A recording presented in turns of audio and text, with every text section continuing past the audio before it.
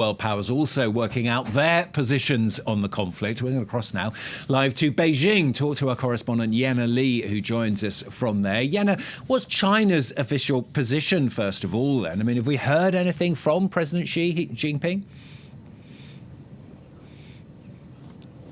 Well, we have now, Stuart, in his first official remarks since the start of this conflict, President Xi Jinping reportedly told state news agency Xinhua that China opposes acts that infringes on the territorial integrity of other countries, and added that all parties should promote de-escalation, whilst also putting forward his willingness to play a constructive role in this. A spokesperson, meanwhile, here at the Foreign Ministry in Beijing also made a thinly veiled critique to the United States, saying, I quote, "The country with special influence on Israel in particular needs to maintain a fair and objective position." State media such as the tabloid The Global Times also blaming the US for abandoning the nuclear deal and letting this situation escalate. China's official stance is that Israel's actions constitute a violation of Iran's territorial integrity.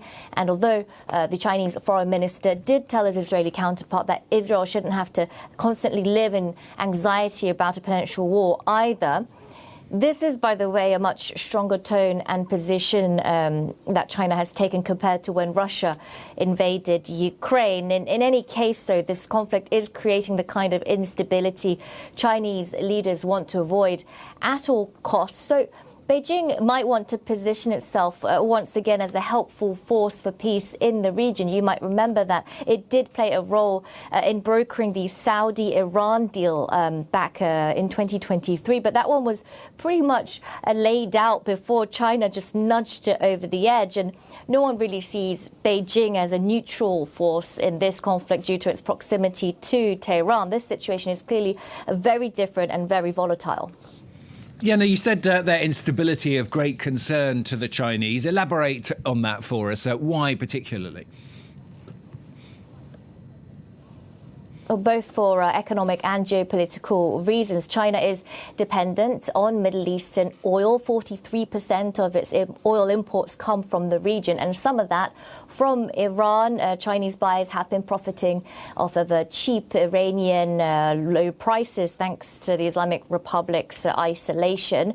Then we have the whole strategic part to this. The Iranian regime has been rather useful to Beijing. Together they've been flaunting their anti-Western stance. And notably, China has been a prominent voice against Western-led sanctions on countries like Iran and Russia.